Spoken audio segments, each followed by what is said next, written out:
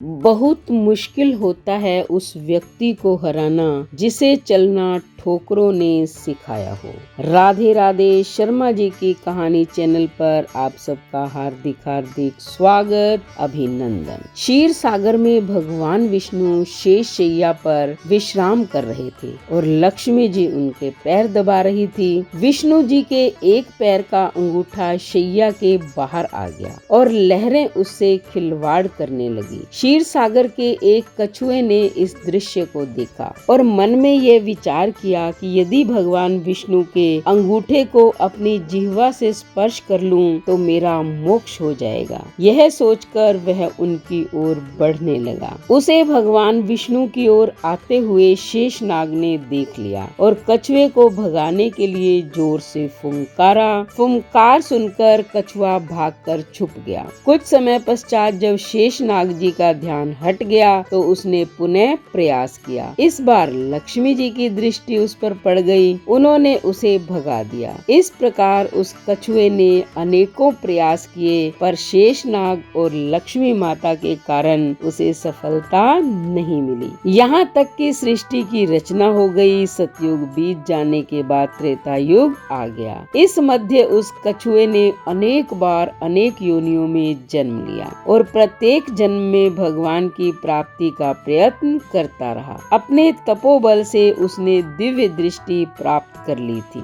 कछुए को पता था कि त्रेता युग में वही क्षीर सागर में शयन करने वाले विष्णु राम का और वही शेषनाग लक्ष्मण का वही लक्ष्मी देवी सीता के रूप में अवतरित होंगे तथा वनवास के समय उन्हें गंगा पार उतरने की आवश्यकता पड़ेगी। इसलिए वह भी केवट बनकर वहां आ गया था। एक युग से भी अधिक काल तक तपस्या करने के कारण उसने प्रभु के सारे मर्म जान लिए थे। इसलिए उसने राम जी से कहा था कि मैं आपका भेद जानता हूँ। केवल इतना ही नहीं, इस बार केवट इस अवसर को किसी भी प्रकार हाथ से जाने नहीं देना चाहता था। उसे याद था कि शेषनाग क्रोध करके फुंकारते थे और डर जाता था। अगर इस बार उनके पास गया तो वो लक्ष्मण के रूप में अपना वाण भी चला सकते हैं। पर इस बार उसने अपने भय को त्याग दिया था। लक्ष्मण के तीर से मर जाना उसे स्वीकार था पर वह इस अवसर को खोना नहीं चाहता था। इसलिए जब भगवान राम लक्ष्मण सीता वनवास के दौरान गंगा नदी पार करना चाहते थे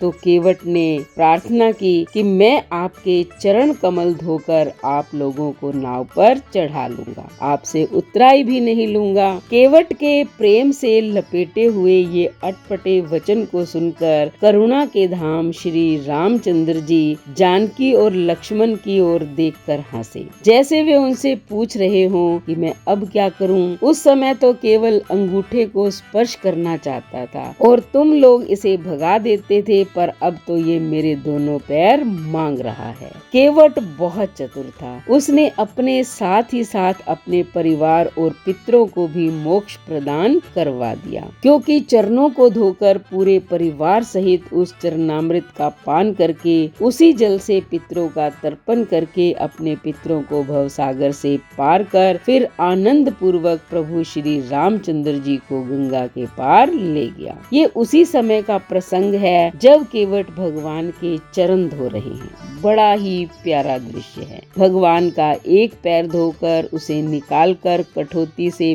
बाहर रख देते हैं और जब दूसरा धोने लगते हैं तो पहले वाला पैर गीला होने से जमीन पर रखने से धूल में भर जाता है। केवट दूसरा पैर बाहर रखते हैं, फिर पहले वाले को धोते हैं। एक एक पैर को 7-7 बार धोते हैं। फिर ये सब देखकर कहते हैं, प्रभु एक पैर कठौती में रखिए, दूसरा मेरे हाथ पर रखिए ताकि मैला ना हो। जब भगवान ऐसा ही करते हैं तो जरा सोचिए क्या स्थिति होगी यदि एक पैर कठौती में और दूसरा केवट के हाथों में हो। भगवान दोनों पैरों से खड़े नहीं हो पाते और कहते हैं केवट में गिर जाऊंगा। केवट बोला, चिंता क्यों करते हो भगवान, दोनों हाथों को मेरे सिर पर रखकर खड़े हो जाइए, फिर आप नहीं गिरेंगे। जैसे कोई छोटा बच्चा है, जब उसकी माँ उसे स्नान कराती है तो बच्चा माँ के सिर पर हाथ रखकर खड़ा हो जाता है। भगवान भी आज वैसे ही खड़े हैं। भगवान केवट से बोले, भैया केवट, मेरे अंदर का अभिमान आज टूट गया। केवट बोला, प्रभु आप ये क्या कह रहे हैं? भगवान बोले, सच कह रहा हूँ केवट, अभी तक मेरे अंदर अभिमान था